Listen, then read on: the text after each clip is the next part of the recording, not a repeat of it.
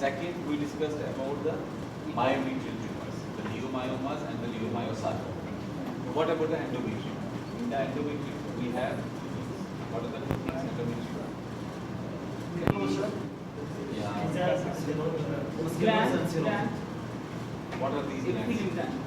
Endometrial glands. We call them. And surrounding the endometrial gland, there is we call it as endometrial stroma. Connective tissue stroma or endometrial stroma. And there is endometriosis and there are gestational diseases. What do you mean by gestation? During the pregnancy. So this is the normal endometrial cycle. So if you take a part of the endometrium or endometrial curetix, you take the speculum and you see it under the microscope, what you will find? First is proliferating endometrium. You know, I don't want to tell you about days. Okay, up to 14, when the ovulation is there, then secretary, early secretary, late secretary, then the menstrual. Okay? Yes. So what you will find in the proliferating endometrium? You will find tubular glands like these. Tubular glands. Okay? And the stroma is compact stroma. Okay? Tubular glands and compact stroma. Dense stroma, compact stroma. Then after the ovulation, there is early secretory endometrium. How you will say this is secretory? You will find subnuclear vacuoles. Subnuclear. You have the pen? I don't want to write just I don't want to write. So these are tubular glands. This is the stroma. It is compact. It is not, edematous. Now see the glands here. And see the stroma. Stroma is loose. Stroma is loose, isn't it? Compare it with this. It is loose and edematous. Now compare the glands with this. What do you find here in the glands? Larger, okay, fine. What else? Fluid. Secretions. Where? Look here, vacuoles. Below the nucleus. So the vacuoles start from below the nucleus. Then they move up and they discharge the secretions. This is the nucleus. Below the nucleus there is a vacuole will be formed. Then it moves up at the top and then secretion is gone into the nucleus. Okay? So you will find post-ovulatory day 2 there will be vacuoles below the nucleus. Then what will happen to these vacuoles? Late secretory endometrium. So late they have discharged their content. You will find more glands are more spiral. Okay. Spiral glands with secretion in the nucleus. So this is the difference. Tubular glands, compact stroma, edematous stroma, subnuclear vacuoles, then secretions in the nucleus. So it means the vacuoles are gone. The vacuoles have discharged their content. So this is how you will say early and late. Early vacuoles within the cell. Late they have burst open and their secretions are in the tumor. This is the normal secretory and proliferative endometrium. Now what is dysfunctional uterine bleeding? Dysfunctional uterine bleeding. Yes.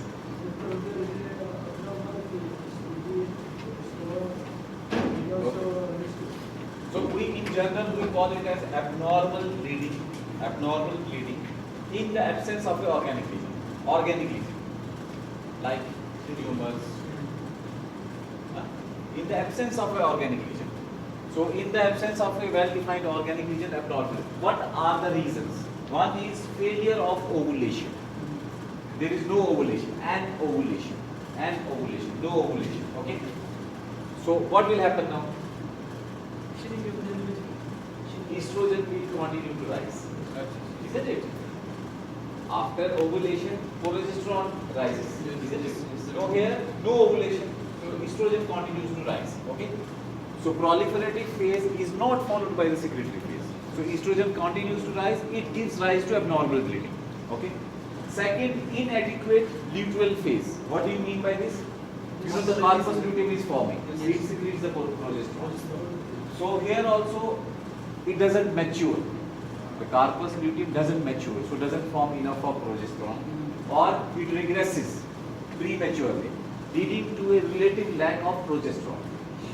So, in nutshell, it means increase in the estrogen, decrease in the progesterone. So, when the estrogen rises, progesterone decreases, irregular bleeding between the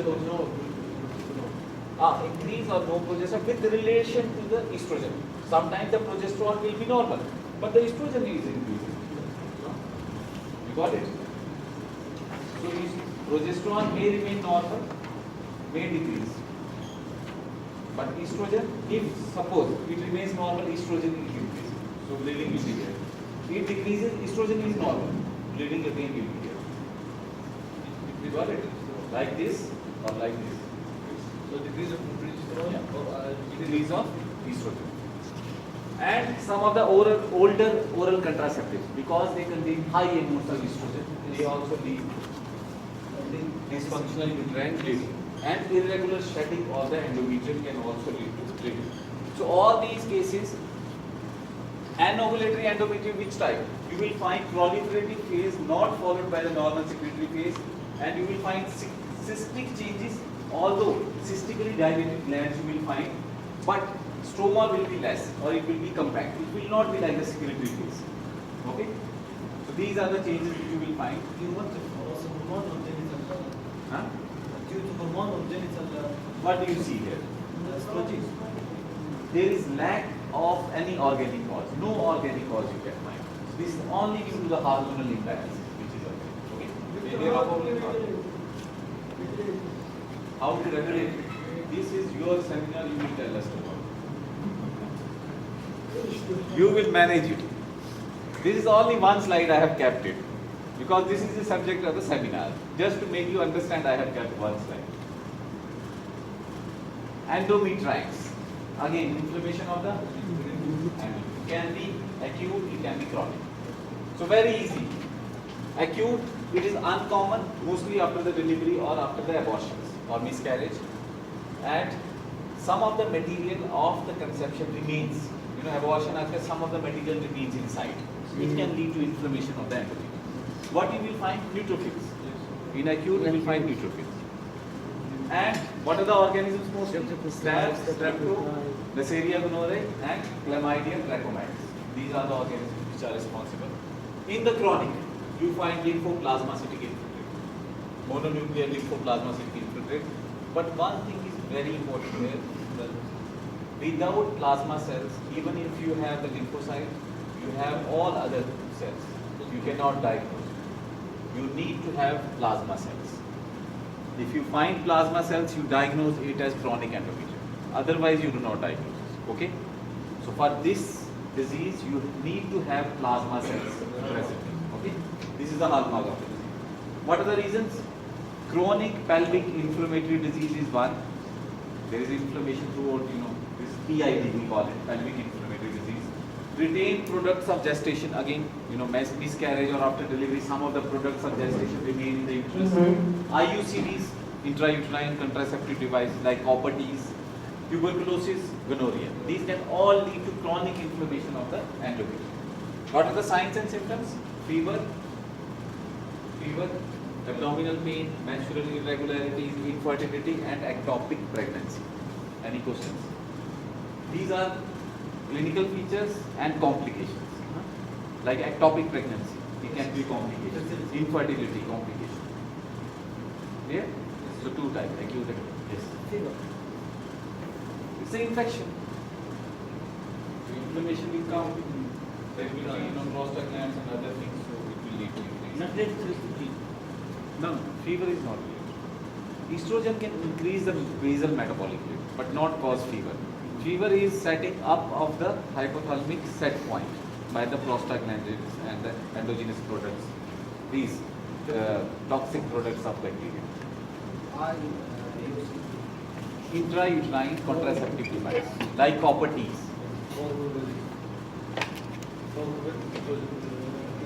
These are not for these are used for contraception. These are used for contraception. Copper device. They release the copper and prevent the pregnancy. But they can cause inflammation of the endometrium because these are foreign, as you told. So endometritis is finished. This is chronic endometrium. Can you see the plasma cells? Very clear. This nucleus is towards one side. Can you see eccentric? Eccentric towards one side. So you find these plasma cells, you say this is chronic endometrium. These are the endometrial glands. This is the stroma. In the stroma, you are finding these plasma cells. No, endometritis is finished. There is one term called adenomyosis. Adenomyosis. Okay. It means presence of non-functioning endometrial tissue in the myometrium. So normally you will find endometrial glands and stroma above. Below will be myometrium. So here you will find these glands going inside the myometrium. This is called adenomyosis. This is non-functional. They are not functioning because they are derived from the basal endometrium. Basal endometrium is non-functioning. Basal endometrium and functioning endometrium. Okay. regeneration. Yeah, because they are meant for the regeneration of them. So these basal endometrium goes down into the myometrium, grows down into the myometrium. Okay. It is due to the downgrowth of the basal endometrium into the myometrium, but it is non-functional. It is not. They do not undergo cyclical bleeding like the rest of the endometrium. But it can lead to dysmenorrhea and irregular uterine bleeding because it is there. So it can lead to thickening. It can lead to thickening of the endometrium, or it can lead to uterus will be thickened due to reactive hypertrophy of the myometrium. So it can lead to bleeding. So this is what you will see grossly, and you can see this is the myometrium. Within the myometrium, some of the glands will be there, glands and stroma. Normally there will be no glands, but here you find this, and it will be there will be this is the endometrium, this is the myometrium. Normally this space is empty. In adenomyosis also this space is empty. You got it? There is nothing in between. Nothing in between means normal layers. But in the myometrium itself you will find some endometrium.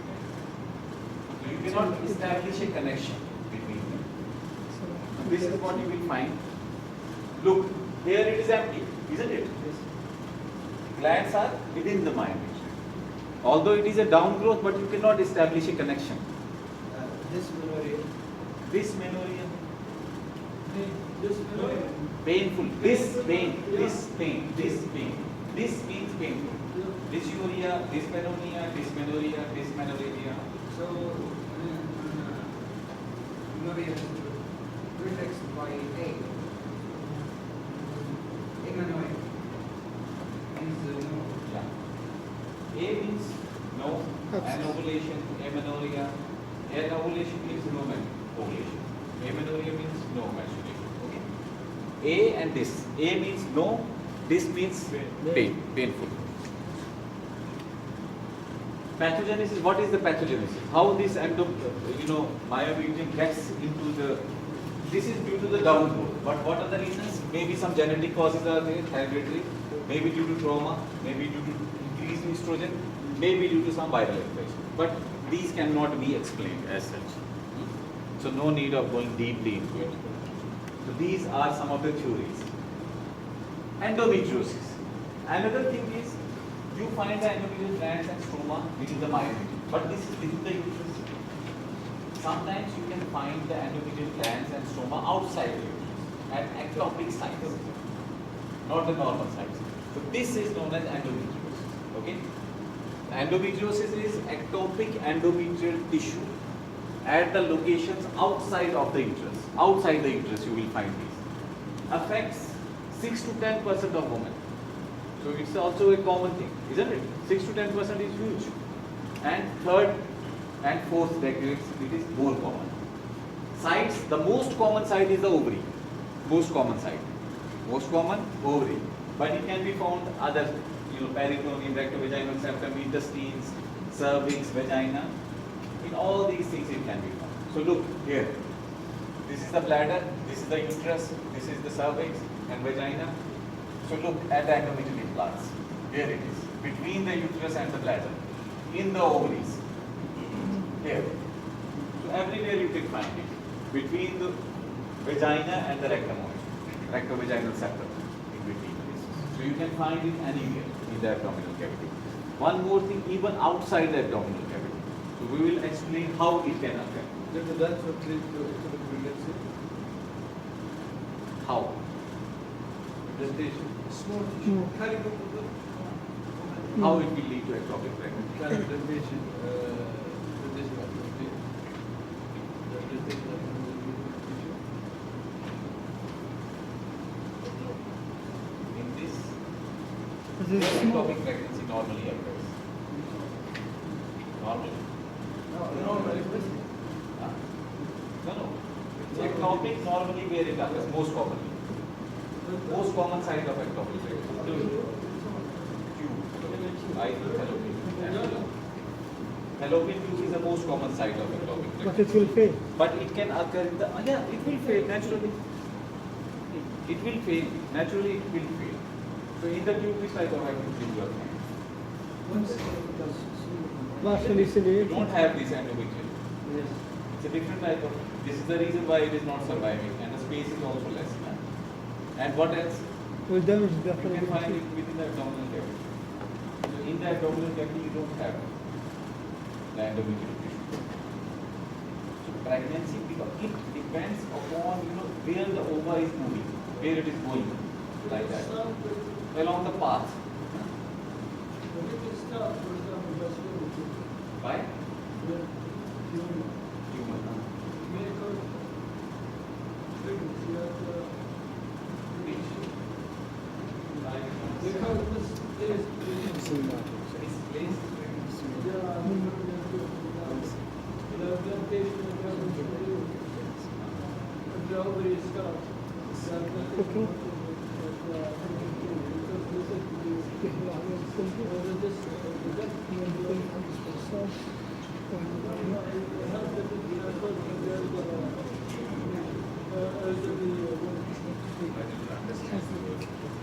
So I will not be in a position to answer it. But we can discuss it later.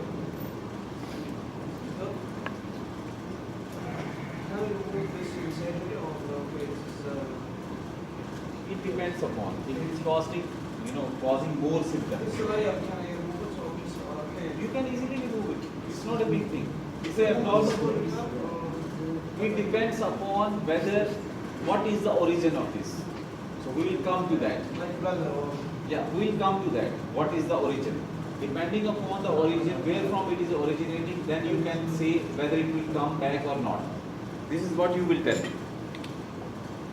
These are the theories which have been proposed. Why there is endometriosis? Normally you have endometrial tissue and stroma only in the endometrium. Why it is found in abnormal location? There are many causes. Okay. One, say regurgitation theory. Regurgitation.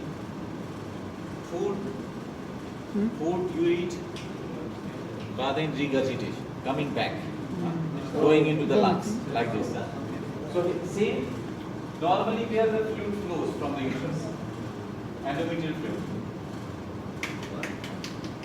Normally where the endometrial, when menstruation occurs, where it goes? Regurgitation. Huh?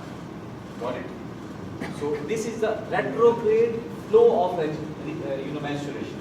The menstrual flow occurs in a retrograde fashion, back. So from the uterus going into the fallopian tube. From the fallopian tube where it will go? Ovary. From the ovaries, fallopian tube opens in the Abdominal cavity. peritoneal cavity. So wherever this flow goes, it can deposit the implants there. Okay? This is the regurgitation theory or the implantation theory.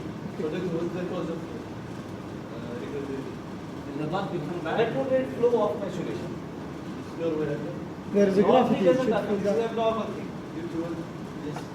We cannot explain this why it is happening. This is a theory.